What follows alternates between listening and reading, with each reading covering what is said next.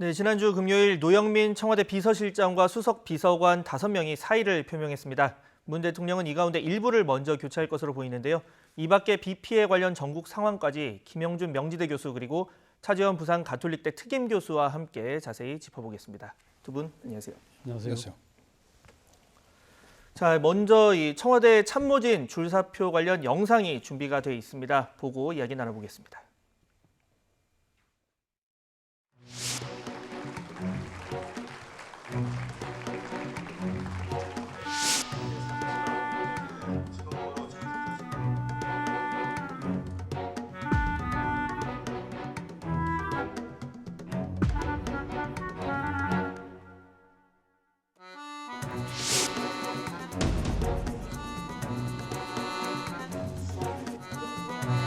노영민 대통령 비서실장과 비서실 소속 수석 비서관 5명 전원이 문재인 대통령에게 일괄로 사의를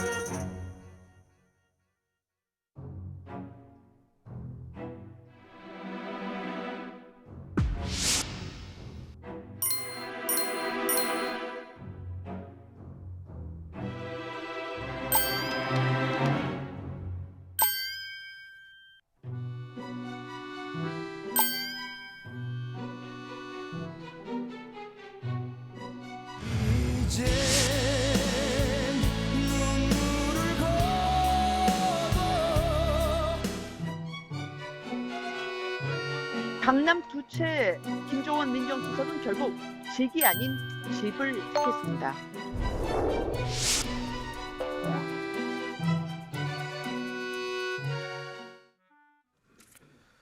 네, 지금 청와대 이 사표를 낸 참모진 6명인데 이르면 이 가운데 이제 2명, 그래서 민정수석, 그리고 국민소통수석 이제 사표를 먼저 수리할 것이다 이런 관측이 나오고 있습니다.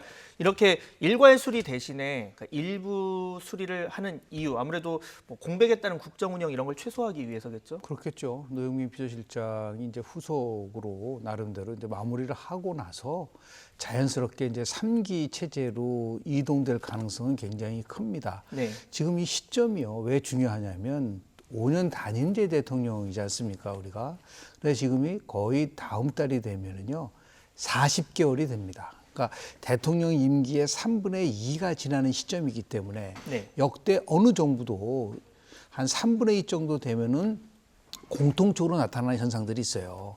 대통령의 국정운영 지지도에서 부정평가가 긍정평가보다 많아지는 일종의 데드크로스 현상이 나타나는데 대부분이 지지층이 분열되면서 균열이 오면서 나타나는 현상이 있고요. 네. 두 번째는 집권당 내에도 지금은 굉장히 일사불란하게 움직이는 것 같지만 이 갈등 구조가 일어날 가능성도 있고 그리고 관료사회가 등을 돌리는 이런 부분들이 있기 때문에 이 시점에서 국정 운영 관리에서 어떤 모멘텀을 만들지 못하면 조기 레임덕으로 올 수 있다라고 하는 나름대로의 판단이 서서 가장 확실한 것은 대통령 이제 청와대실서부터 개편을 하고 필요하다면 자연스럽게 개각도 할 수 있는 그런 모멘텀을 만드는데 일단은 비서실장이 이것을 주도할 수밖에 없는 상황이기 때문에 당분간은 수석을 먼저 교체하고 그리고 노영민 비서실장도 아마도 자리가 이제 그 변화가 올 수 있지 않을까라는 생각을 합니다. 네. 남은 임기에 대한 동력 차원에서 중요하다고 말씀해 주셨고, 자, 차 교수님. 네. 아무래도 이제 비서실장의 경우 뭐 인사 검증도 해야 하는데 지금 뭐 여권 일부에서는 유임에 대한 얘기, 그러니까 노영민 비서실장 같은 경우는 유임을 뭐 시킬 수도 있다 이런 얘기가 나오고 있어요. 이 부분 어떻게 보십니까? 일단 뭐 좀 한시적으로 유임이 아닐까 하는 생각이 듭니다. 한시적으로? 예, 앞서 예. 뭐 우리 지금 토론 시작하기 전에 그 리포트에도 나왔습니다만은 일단 뭐 지금 그 노영민 실장에 대해서는 아마 조만간 아마 인사를 하지 않을까 하는 생각이 듭니다. 지금 당장 못하는 이유는 가장 결정적인 것은 대안에 대한 부재인 것이죠. 지금 노영민 실장이 비서실장이라는 직을 맡고 있는데요. 비서실장이라는 직이 사실 대통령 참모의 총 컨트롤 타워잖아요. 그렇죠. 그렇기 때문에 이런 부분들에 있어서 어떤 사람이 책임일까, 이 사람을 찾는 것 자체가 결코 쉽지 않다는 겁니다. 여러 사람들이 후보군에 올라와 있지만 문제는 그러면 지금 차기의 지금 비서실장 체제를 어떻게 갖고 갈 것인가, 그런 데 대한 나름대로의 정치적 컨셉 같은 것들이 필요하다는 것이죠.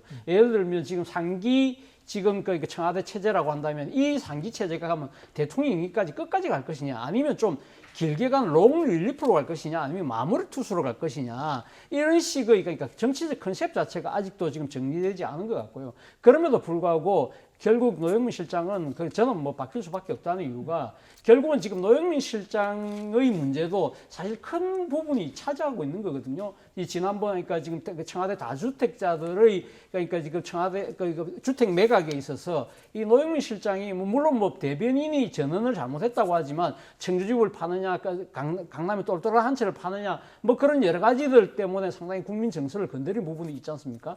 그리고 또 이 지금 청와대 다주택자들한테 어느 기간까지 팔으라고 이야기를 했다가 그 영이 지키지 않은 데 대한 국민들의 분노, 이런 부분들에 대해서 아마 총체적인 책임을 질 수밖에 없다. 그렇기 때문에 노영민 실장을 바꾸지 않고는 결국은 이 지금 국면 전환, 나름대로 쇄신 분위기 이런 것들이 되지 않는다고 아마 판단을 하고 있을 거예요. 그렇다고 한다면 저는 뭐 이 지금 이 후임이 누가 될 것이냐만 정해진다고 한다면 조만간 뭐 경질은 불가피할 것이 아닐까 하는 생각이 듭니다. 자, 이번 사태의 가장 큰 원인, 이제 본질부터 좀 보겠습니다. 지금 여러 채 아파트나 아니면 고가 아파트 가지고 있는 청와대 참모진이 이제 집을 빨리 매각하지 않거나 뭐 적당한 이제 시장가보다 좀 높은 가격에 매각을 했다. 이건 일부 언론 보도고 이제 당사자가 확인이 되진 않았지만, 그래서 시장에 좋지 않은 시그널을 줬다는 건데, 자, 그래서 지금 뭐 야당 같은 경우에는, 특히 통합당 같은 경우에는 뭐 김상조 정책실장이나 뭐 김현미 국토부 장관 등 그 집값 관련한 문제를 이제 담당하는 이제 그 책임자까지 다 바꿔야 된다, 이런 주장을 하고 있고, 뭐 이런 상황까지는 지금 번지지 않았거든요. 어떻게 보십니까?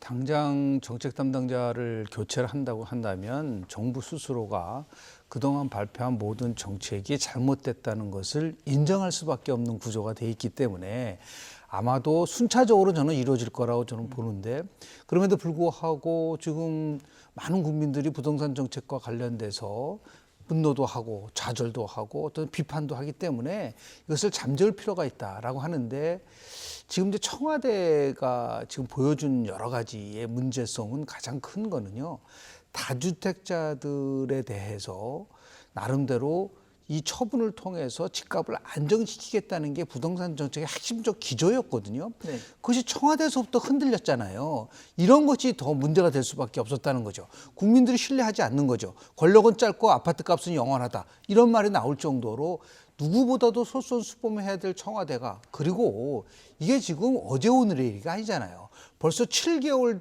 동안 무엇을 했느냐에 대한 부분들이 나올 수밖에 없는 거기 때문에 1차적으로 가장 큰 거는 청와대에 대한 나름대로 인사에 대한 것을 취하고, 그 이후에 새로운 비서실장이 만약에 새롭게 충원이 된다고 한다면 그 비서실장을 중심으로 해서 필요하다면 정책실장도 교체하고, 그리고 장관도 교체하는, 이러한 단계별로 교체하는 그러한 수수로 가지 않을까라는 생각을 좀 합니다. 네.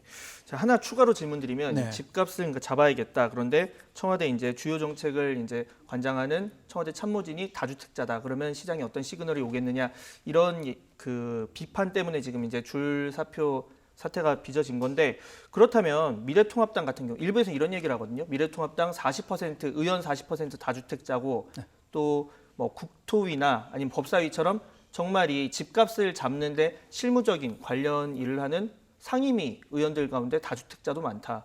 이런 부분에 대해서 이해 충돌 부분 어떻게 봐야 될까요? 그럼 뭐 당연히 국회 내에서의 다주택자들이 국토위에 가는 것에 대해서는 국민들이 받아들일 수 없을 겁니다. 아마도 미래통합당도 거기에 대한 합당한 조치를 취할 거라고 보는데요. 다만 어디가 더 책임이 있느냐. 그러니까 집권 여당이 총체적 책임을 져야 될 두 가지 이유가 있어요. 하나는 뭐냐면, 이번 부동산과 관련된 법안을 만약에 여야가 합의를 통해서 통과시켰는데 이게 후폭풍이 나왔다고 한다면 어느 정도 야당도 책임 있다고 할 수 있겠지만 이것이 단독으로 처리를 했단 말이에요. 그러다 보니까 모든 책임은 전적으로 여당에 질 수밖에 없다라고 하는 부분들이 결국은 나올 수밖에 없는 것이고요. 또 하나는 지금 다른 것도 아니고 23차례나 부동산 정책을 발표를 했는데도 불구하고 아직까지도 이 전세 파동이라는 것이 잡히고 있지를 않아요. 그러다 보니까 이 정책을 결국 졸속으로 한 것은 아니냐. 또 최근에 보면은 이게 졸속으로 처리하는 과정 속에서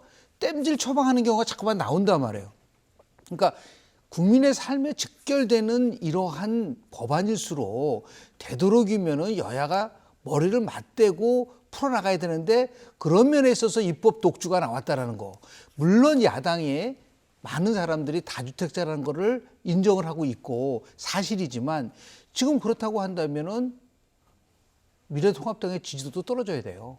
그런데 그렇지 않지 않습니까? 뭐 나중에 말씀을 드리겠지만은 미래통합당의 지지도는 조금씩 상승하는 분위기고 그리고 지금 집권당의 지지는 떨어지고 있다는 거는 지금 현 시점에서 국민들은 이 부동산 정책의 실패의 책임을 정부 여당이 져야 된다라고 하는 그런 강력한 시그널을 보내고 있는 것은 아닌가 그렇게 생각을 합니다.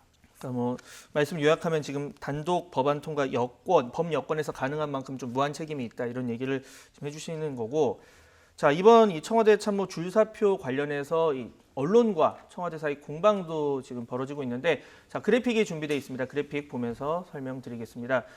이 중앙일보 보도였습니다. 이 노영민 대통령 비서실장과 김조원 청와대 민정수석이 이 갈등이 있어서 다툼을 벌인 것이 사실이다. 그래서 뭐 이런 지금 줄사표가 빚어졌다. 이런 취지의 보도를 했고, 이에 대해서 청와대가 한마디로 가짜 뉴스다라고 하면서 중앙일보 보도에 강한 유감을 표한다고 얘기를 했습니다. 어떻게 보십니까? 사실 뭐 중앙일보의 이 보도 자체가 그러니까 지금 뭐 이 뭡니까 이전부터 그러니까 그 중앙일보 보도 이전부터 아마 정가 안팎에서는 사실 이 노영민 실장과 김조원 민정수석 간의 그 갈등설이 사실 조금 있었습니다. 왜냐하면 두 사람이 일종의 정치적 고언을 좀 있다는 그 때문에 그런 건데요. 이 2015년도였죠. 2015년도 새정치민주연합 시절에 당시 당대표였던 문재인 대표가 이 당무감사원장으로 임명한 사람이 바로 김조원 민정수석입니다.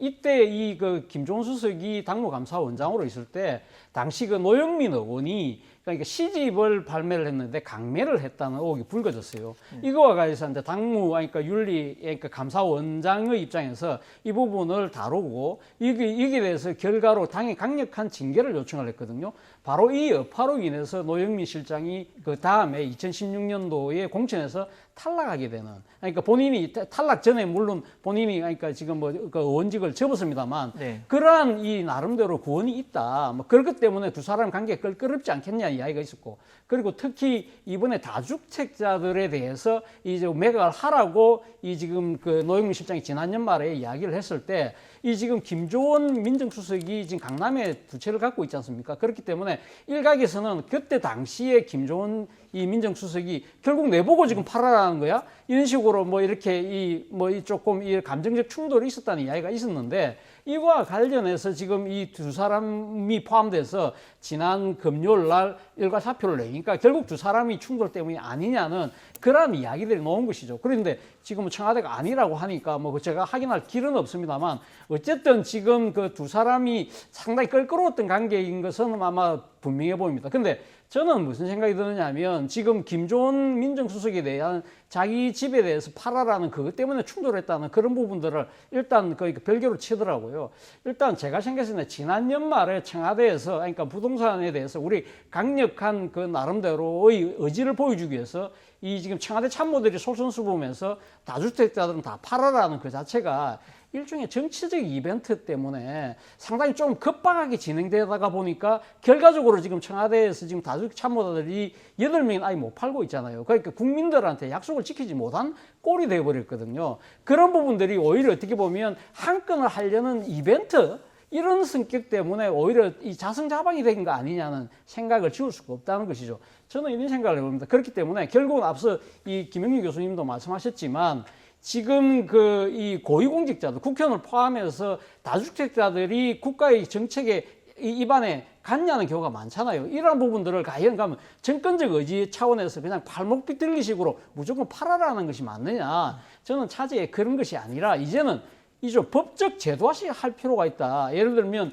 지금 부동산 정책에 강력한 영향력을 행사할 수밖에 없는 이 국회의원과 청와대 참모 그리고 이 내각에 계신 분들 같은 경우는 이 지금 부동산 백지 신탁제 같은 걸 그러니까 제도 도입을 해서라도 이런 분들이 다주택자들이 이 부동산 정책에 영향을 끼칠 수 없는 나름대로의 차단벽을 만들 필요가 있지 않나 하는 생각이 듭니다.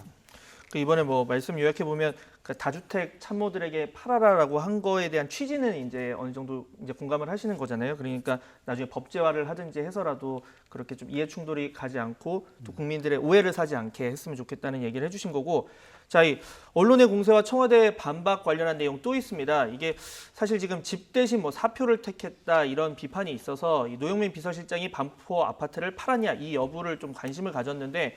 또 이 뭐 중앙일보 보도가 있었습니다. 그래서 노영민 실장 반포 아파트 등기 그대로다, 뭐 명의가 그대로다 이렇게 보도를 했는데 관련해서 지금 그래픽에 나오는 것처럼 청와대에서 반박을 했습니다. 이 노영민 실장이 지난 7월 24일 반포 아파트 매매 계약을 체결을 했고 관련한 언론 보도도 있었다. 지금 잔금 지급만 남았고 잔금이 이제 안 넘어가면 등기는 당연히 안 넘어가니까 그렇습니다. 아직까지는 등기가 그대로인데 이걸 가지고 좀 악의적으로 이제 보도를 했다. 이런 이제 청와대의 반박이었습니다. 자, 뭐 이 부분도 좀 실질적으로 뭐 이제 언론에서 저런 상황에 대한 것을 이제 보도할 때는 정확하게 팩트 체크를 해야 되잖아요. 그렇죠. 근데 팩트 체크를 할 수 있는 거는 당사자가 얘기를 해주지 않으면 불가능하잖아요. 그런 상황인데 과연 중앙일보가 관련된 보도를 하기 위해서 관련자와 접촉을 했는데 그 접촉이 안 이루어졌을 가능성이 굉장히 크다고 보는 거죠. 그러다 보니까 이제 간접적으로 이 실질적으로 뭐 등기가 어떻게 이전됐는지에 대한 것은 뭐 굉장히 법률적인 부분이고 제도적인 문제이기 때문에 우리가 어떻게 얘기할 수는 없겠으나 여하튼 간에 지금 청와대에서는 분명히 잔금만 남아있는 상태라고 그렇죠. 한다면 그건 팩트잖아요. 네. 그럼 뭐 중앙일보가 그 부분에 대해서는 잘못된 보도에 대한 정정에 대해서는 과감하게 뭐 결국은 국민들에게 알려야 될 의무가 있는 것이고요. 그러니까 지금 많은 부분 속에서 중요한 사항이 있을 때 이 청와대나 아니면은 여권 담당자분들이 아예 접촉을 이렇게 차단하는 것에 대해서도 한 번 정도는 우리가 고민할 필요가 있지 않는가. 적극적으로 이 부분에 대해서 옹호하고 또 나름대로 반박할 수 있는 그러한 제도 장치가 좀 만들어져야 되는데 우리는 이제 미국이나 이런 거 비교해 봤을 때 너무 소통 구조가 좀 제한되어 있는 부분들도 있을 것 같아요. 그러나 여하튼 간에 잘못된 보도라고 한다면 빠르게 시정하는 조치를 취해야 될 거라고 저는 봅니다. 네. 자, 후임 비서실장 누가 될 것이냐 지금 하마평도 무성한 상황입니다. 이 관련해서 그래픽 준비되어 있거든요. 한번 지금 하마평에 오르고 있는 분들이 양정철 전 민주연구원장 그리고 우윤근 전 대사, 김현미 국토부 장관, 유은혜 부총리 겸 교육부 장관 이렇게 얘기가 나오고 있거든요. 이게 또 뭐 남은 이제 네. 그 대통령 임기 동안에 또 비서실장 역할이 크고 그러니까 국정 동력이 큰 이제 역할을 할 텐데 어떻게 보십니까? 결국 이렇게 여러분들이 지금 욕망이 올라 있다는 이야기 자체는 앞서도 제가 말씀드렸던 그 자기가 그러니까 비서실장 체제를 어떻게 갖고 갈 것이냐의 정치적인 컨셉 이런 부분들이 아직까지 만들어지지 않았다는 이야기인 것이죠. 그러니까 만약에 양정철 원장이 그러니까 전 원장이 만약에 비서실장이 된다고 한다면 제가 생각했을 때는 양정철 원장은 뭐 문재인 대통령의 복심이라고 이야기할 정도로 상당히 아마 청와대에서 그러니까 장악력을 높이면서 마지막 그러니까 이 지금 임기를 끝까지 할 가능성이 높다. 그렇다고 또 무엇보다도 지금 이런 상황에 대해서 나름대로 상황 관리도 상당히 잘할 수 있는 정무적 판단이 뛰어난 분이지 않습니까? 그러나 문제는 이분이 만약에 지금 대통령의 그러니까 옆자리를 차지할 경우에는 본인이 이 정권 초기에 이야기했던 잊혀질 권리를 이야기하면서 자신의 소임이 끝났다고 떠났던 부분 그렇기 때문에 양정철 원장에 대해서 그러니까 정치적 비중이 커지는 데 대한 또 여러 가지 여건의 부담이 있을 수 있다. 이런 부분이 있는 것이고요. 우윤근 전 대사 같은 경우도 뭐 삼선 의원 출신이고 하니까 상당히 나름대로 이 지금 아마 장악력도 하고 있을 거예요. 그런데 우윤근 전 지사 그러니까 전 대사 같은 경우도 그러니까 러시아 대사 재임 시절에 불거졌던 여러 가지 뭐 정치적인 그러니까 이 좀 뭡니까 일종 여러 가지 구설수들이 있거든요. 이런 부분들에 대한 부분을 과연 어떻게 감당할 수 있을까? 그리고 김현미 국토부 장관을 만약에 이 지금 그 이 비서실장으로 그러니까 보임했을 경우에는 말 그대로 정면 돌파죠. 아니 근데 문제는 김현미 장관이 지금 23번에 걸쳐서 지금 부동산 정책을 내놓은 데 대해서 상당히 지금 비판 여론이 높다. 이런 부분들에 대한 또 어떻게 할 것이냐. 유원회 장관 같은 경우는 뭐 잠시난 카드일 수 있는데 문제는 지금 교육 현장에서도 지금 해야 될 현안들이 너무 많다. 그런 것들을 본다고 한다면 일단은 대통령의 생각이 조금 더 길어질 수밖에 없는 상황인 것 같습니다. 네. 자, 대통령 관련 국정수행 여론조사 준비되어 있습니다. 그래픽 보겠습니다. 지금 이 여론조사 결과를 보면 이 긍정평가가 2.5%포인트 하락하면서 43.9% 그리고 부정평가는 52.4%를 기록을 한 상황이고요. 자, 이 지금 정당 그 여론조사 그래프도 준비가 돼 있거든요. 자, 정당 지지도 여론조사 그래픽 보겠습니다. 자, 지금 특기할 만한 게 더불어민주당과 미래통합당 사이가 0.5%포인트 차이인데 이 정도면 이제 여론조사에서는 오차범위 아니다 해서 이제 그 거의 지금까지 역대 미래통합당 창당 이후에 지금 가장 적은 격차가 나고 있는 상황입니다. 자, 이렇게 지금 그래픽도 확인을 했는데 자, 이 전반적인 지금의 추세에 대해서 뭐 의견 짧게 들어봐야 될 것 같아요. 총선 끝난 지 지금 넉 달이 아직 안 됐는데 아마도 저렇게 빠르게 정부 여당의 지지율이 추락할 거라고는 사람들이 생각을 못했을 겁니다. 가장 대표적인 건 이제 부동산 정책 실패에 대해서 많은 국민들이 이제 반감을 하고 있는데요. 제가 모두에 말씀드린 것지만 어떻게 보면은 집권 40개월 정도에 나타나는 것 중에서 일반적인 보편적인 현상이라고 보는데 다만 주목해야 될 부분은 저런 현상이 나오는 중에 핵심은 뭐냐면 수도권 여성 30, 40대의 지지층이 지금 추락하고 있다는 거예요.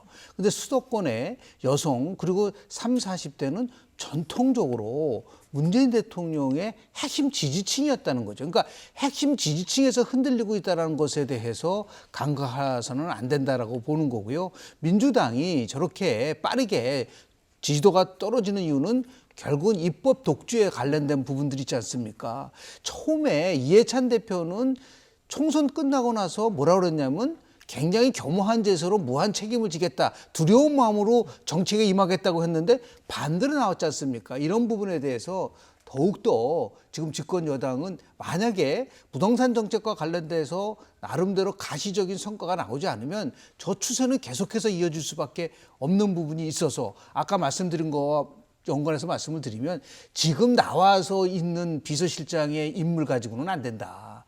좀 더 협치를 할 수 있고 정말 온화하게 통합적으로 할 수 있는 인물을 비서실장으로 새롭게 선정을 하시고 정무적인 거는 고도의 정무적 능력이 있는 분을 통해서 하는 그런 것이 좀 바람직하지 않는가. 지금 거론되고 있는 분들은 너무 새로움이 없다라는 말씀을 좀 드리고 싶습니다. 네. 자, 다음 주제로 넘어가 보겠습니다. 지금 국지성 호우가 전국 곳곳에서 발생하면서 전국의 피해가 큰 상황인데요. 정치권도 이 재빠르게 대책 마련을 고심하고 있습니다. 오늘 아침 여야 반응 들어보시죠. 광주 전남, 경남 지역 등에 대해서도 신속한 피해 조사를 통해 특별 재난 지역 추가 지정을 요청합니다. 수해를 국민과 함께 극복하기 위해 당 소속 의원 전원이 휴가를 반납하겠습니다. 4대강이 없었으면 어쩔 뻔했느냐. MB 때 섬진강도 했다면 물난리를 막았을 것이라는 등 4대강 예찬론을 다시 들고 나오며 수해마저 정부 비난의 소재를 삼고 있습니다. 2013년과 2018년 감사원 감사에서 4대강 사업은 홍수 예방 사업이 아닌 한반도 대운하 사업 재추진을 위한 사전작업 성격이 크다는 결론이 내려진 바 있습니다. 모든 피해 지역을 조속히 이 특별재난구역으로 선포해 줄 것을 강력히 요청합니다. 아울러 당은 기히 이 세비의 30%를 7개월 동안 사회에 공헌하기로 약속한 바 있습니다마는 우선 그중 한 달치를 수재의연금으로 기부하는 방안을 논의하고 있다는 점을 말씀드리고 최근 집중호우와 함께 산사태가 많이 발생하고 있다고 그러는데 이와 같은 것이 태양광 발전 시설의 난개발이라고는 지적도 나오고 있는 실정입니다.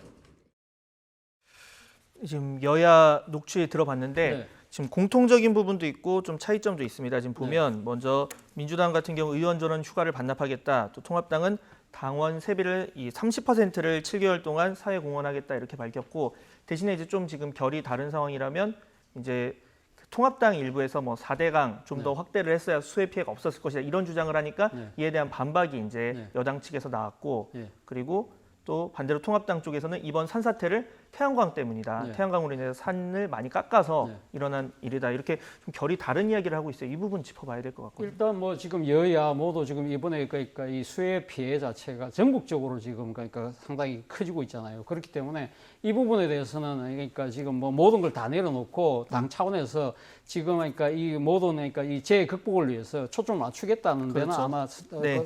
결이 같은 것 같아요. 그렇기 때문에 일각에서는 뭐 예비비 정도로도 할 수 있는 거 아니냐고 했지만 그럼에도 불구하고 지금 추경을 편성을 해야 되겠다는 쪽으로 아마 여야 모두 의견이 합치될 것 같아요. 문제는 지금 추경 같은 경우는 벌써 3차 추경까지 해서 거의 60조 원에 가나, 60조 원이라는 어마어마한 돈을 지금 추경으로 지금 쏟아부었잖아요. 그렇다고 한다면 지금 그럼 4차 추경할 수 있는 재원이 있느냐, 이런 부분들에 대해서 아마 고민이 깊어질 수밖에 없을 것 같은데요. 그럼에도 불구하고 지금 여야의 입장에서는 지금 이 워낙 이 재난 피해가 크기 때문에 어떤 식으로 메꾸자 하는 그런 게 있기 때문에 제가 생각했을 때는 아마 8월 국회가 열린다고 한다면 통과될 가능성이 높다. 자, 문제는 지금 여야가 지금 서로 이 견해차가 벌어지는 부분이 이 지금 수재의 원인인데요. 원인을 갖고는 지금 당장 이 문제를 갖고 지금 신중히 그러니까 지금 치고받고 할 정신적 정치적 여유가 있나 하는 생각이 든다는 겁니다. 지금은 예, 어떤 재해를 입은 지금 사람들에 재해에 대한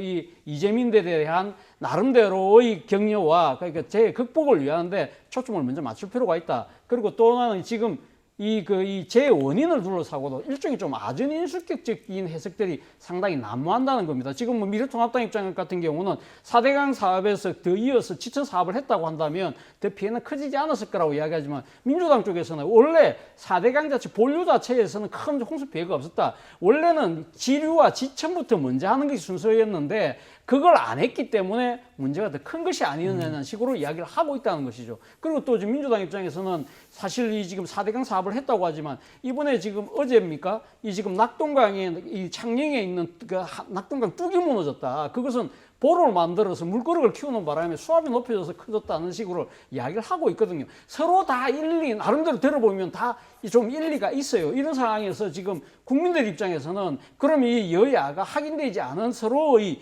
이 유리한 입장에서 치고받고 하는 부분들이 이런 식으로 계속 번져나갈 경우에는 과연 그러면 소는 누가 키워나는 거냐는 겁니다. 과연 지금 이 지금 재해를 극복하고 이 지금 최소화시키는데 여야가 당장은 머리를 맞댈 필요가 있다는 것이죠. 네, 지금 뭐 방금 얘기하신 거에서 그러니까 지류나 지천 쪽에 차라리 4대강 개발을 하려면 그런 쪽에 이제 하상공사 같은 거를 좀 해서 바닥을 많이 팠으면은 더 이제 비 피해가 적었을 것이다 이런 게 뭐 2013년에 이제 감사원 뭐 자료가 나오면서 그 당시에 홍수 예방 기능은 별로 없었다 4대강 사업에서 뭐 이런 얘기를 하기도 했었는데 그 부분을 아까 서른 의원이 얘기를 했던 거였고 일단 그런데 지금으로서는 그 비 피해 복구와 그리고 피해 지원이 먼저다 이런 얘기를 해주셨습니다.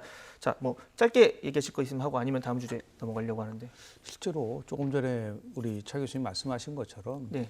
선제적으로 야당이 추경에 관련돼서 적극적으로 협조할 용의가 있다는 것을 얘기할 필요가 있어요. 그리고 이런 원인과 관련돼서 이제 끝나고 나면 차분하게 이 문제를 검토해야지 지금은 그럴 때가 아니기 네. 때문에 빠른 시일 내에 더 나가서 뭐 세비를 납부하지 말고 그런 것도 좋겠지만 수해 지역에 가서 정말 적극적으로 봉사활동을 하는 것이 오히려 더 국민들에게 다가서는 모습이 아닐까라는 생각을 합니다. 네.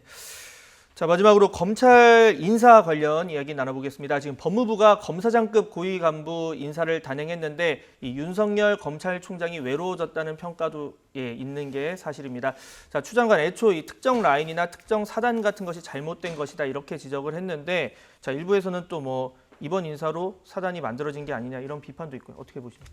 예, 뭐 지금 뭐 이 추미애 장관은 상당히 균형 인사고, 그러니까 지금 뭐 어떻게 보면 그동안 검찰의 요직을 독차지해왔던 특정 인맥, 특정 사단이 완전히 해체되는 결과를 낳았다고 하지만 물론 뭐 그것도 일부 상당히 타당한 지적일 수 있습니다. 그런데 문제는 또 새로운 라인이 만들어졌다. 새로운 사단이 구축됐다는 이야기가 또 이 야당을 비롯해서 또 검찰 내부에서도 이야기가 나오고 있는 것이거든요. 예를 들면 지금 그 검찰의 이 요직이라고 하는 빅4에 지금 그 특정 지역 인사들이 다 지금 전면적으로 차지하고 있다. 그리고 이번에 지금 검언유착과 관련된 수사에서 상당한 책임이 있는 지금 서울중앙지검 1차장, 2차장이 지금 대검의 중요 요직으로 지금 다 이 발탁이 되었다. 이러한 부분들은 과연 어떻게 설명할 것이냐는 부분인 것입니다. 자, 제가 생각했을 땐 그렇습니다. 그러니까 지금 이 문재인 정부가 출범해서 선출된 권력이 그동안에 그러니까 이 자의적으로 임의적으로 상당한 무지막지한 그러니까 권력을 휘둘러도 검찰에 대해서 민주적 통제를 하는 방안, 저는 박수를 보냅니다. 그러나 문제는 이것이 그러니까 이 선출된 권력의 검찰의 이 민주적 통제가 아니라 이 지금 권력에 대한 검찰의 복종을 요구하는 식으로 간다고 한다면 이거는 상당히 문제가 있는 것이 아닐까라는 생각이 듭니다. 우리가 익히 봐왔다시피 이 그 검찰의 정치적 중립이 제거된 검찰이 어떠한 모습을 보였습니까? 그러니까 정권이 잘 나갈 때는 살아있는 권력에 끽소리도 못하고 있다가 정권 임기 말이나 정권이 바뀌고 난 뒤에는 소위 말해 죽은 권력에 대해서 가혹한 수사를 통해서 이 상당한 이 정치적 보복 논란을 놓으면서 결국은 악순환이 됐던 그러한 행태를 다시 반복할 수 있지 않을까라는 우려를 지울 수 없다는 것이죠. 네. 자, 이번 인사에서 일명 이 검언 유착 사건 수사의 중심 인물들이 대거 승진하거나 또는 요직을 차지함에 따라서 여야 입장이 갈리고 있습니다. 먼저 녹취 들어보죠. 검찰총장의 지휘에 중앙지검 검사장이 항명을 하면서 발생을 했고요. 네. 거기에 장관이 개입을 해가지고 총장의 수사지휘권을 배제하는 위법한 수사지휘를 했습니다. 그러면서 서울중앙검사장에 독립적으로 수사를 했습니다. 네. 근데 그 수사 결과는 완전히 처참하게 실패한 수사입니다. 네. 그러면 이 부분에 대해서 총장에게 책임을 물을 수 있는 부분이 전혀 없습니다. 최종적인 책임은 장관이 져야죠. 자꾸 실패로 만들어 가고 싶은 거죠. 네. 사실은 이 검언유착 수사는 제대로 수사를 지금 펼치지 못하고 있는 거예요. 지난 4개월 동안 검찰에서 이 검찰 간부가 연루돼 있다고 그래서 검찰이 사실상 못 움직인 거 아닙니까? 네. 아니 만약에 이게 조국 장관이 이런 일이 있었다. 아니면 여당 정치인이 이런 일이 있었다. 네. 이게 4개월 동안 압수수색도 안 하고 이렇게 왔겠어요? 위법한 수사 지휘다 그리고 실패로 만들어가고 싶은 것이다 이렇게 입장이 갈리고 있는데 자 관련해서 방금 그 이름이 좀 나왔지만 조국 전 법무부 장관이 검찰을 비판하고 나선 내용도 있습니다. 이것도 그래픽이 지금 준비가 돼 있거든요. 이 검찰이 집권 여당의 총선 패배를 예상하고 문재인 대통령의 탄핵을 위한 밑자락을 깔았다라는 지금 내용입니다. 그래서 문재인 대통령의 성함을 15회 이상 적어놓은 이 울산 선거 개입 의혹 사건 공소장도 그 산물이다라는 얘기를 했는데 검찰은 이에 대해서 대응할 가치가 없다라고 했고요. 이렇게 입장차가 있는 상황인데 이 부분에 대해서 짧게. 일단 조직의 효율성에 면서 보면요. 청와대를 움직이는데 청와대 인사를 다른 사람이 하면은 청와대가 제대로 움직이겠습니까? 안 움직이잖아요. 검찰이라는 조직이라는 것에 있어서 그 조직을 담당하는 사람이 효율적으로 인사를 해야지만이 효과를 가져올 수 있잖아요. 현재와 같이 법무부 장관이 검찰총장과 사전 인지 없이 이렇게 한 적이 있나요?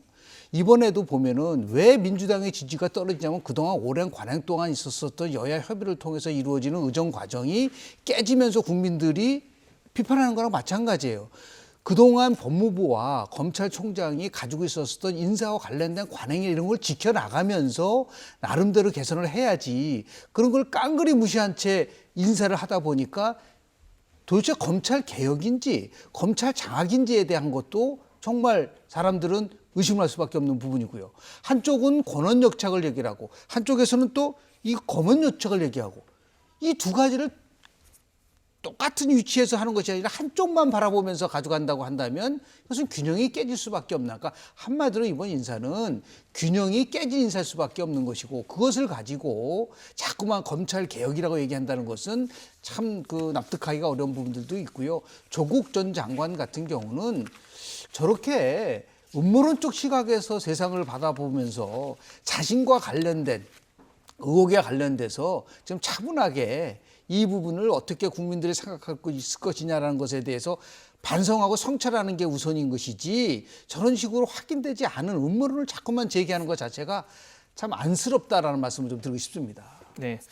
자, 뭐 검찰의 뭐 집중된 권한을 이제 분산하는 문제는 분명히 이제 거론이 돼야겠지만 그 과정에서 뭐 몇 가지 이제 그 의견을 짚어주신 것 같고요.